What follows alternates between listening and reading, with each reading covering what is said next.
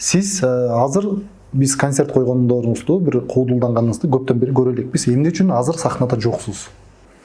Мен силерге дагы бир суроо бергим келип атат. Бул жерде кайсы сахнаны айтып атасыңар? Сатираны айтасыңар? Сатира ошо куудулдар аткарган филармонияда, ДВРСте бир концерт коюп гастролдоп. Иним, атың ким эле? Эсен. Эсен. Элдин көбү эле билет мен каякта иштеримди. Сиз театрда иштейсиз, биз куудулдук жагын айтып атабыз. Куудулдан. Театрдыкы сахна эмеспи, сахнада. Театрдыкы куудулдардын сахнасынан дагы чоң сахна деп эсептелинет да. Мындайча айтканда, анан мен театрда иштейм. Мен негизги кесибим театр актерлугундамын.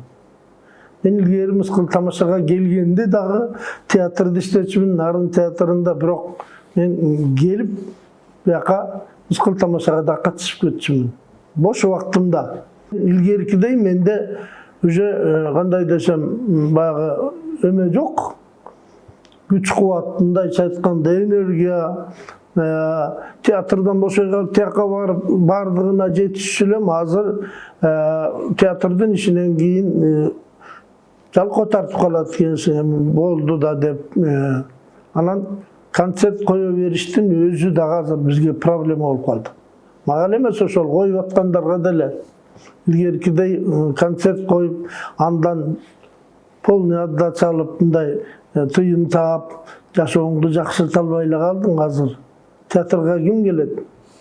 Келсе дагы бүт чыгым болуп, баягы койгон концерттин көбү чыгым болот.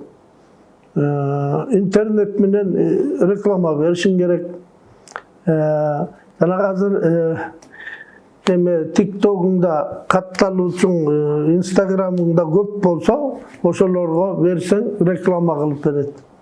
Илгеркидей афиша чаптап, же болбосо бир рекламный ролик тартып телевиденияга берсең, телеканалда эч ким көрбөйт. Азыр бүт через интернет болуп калды. Анан азыр концерт коюунун жанагындай убаракерчилиги көп да. Ошон үчүн мен койбой эле келатам. Бир күнү коеюн деп ойлойм, эми эл деле сагынгандар деп өзүм деле сагынам, коеюн дейм. Уюштуруу, заркануу эле ушу уюштуруу жагы кандай болот? Өзүн актайбы, актабайбы, бекер эле банкрот болуунун эмне кереги бар деген сыяктуу баягы тоскоолдуктар ушул болгону. Жашоомдо эле сыры жок.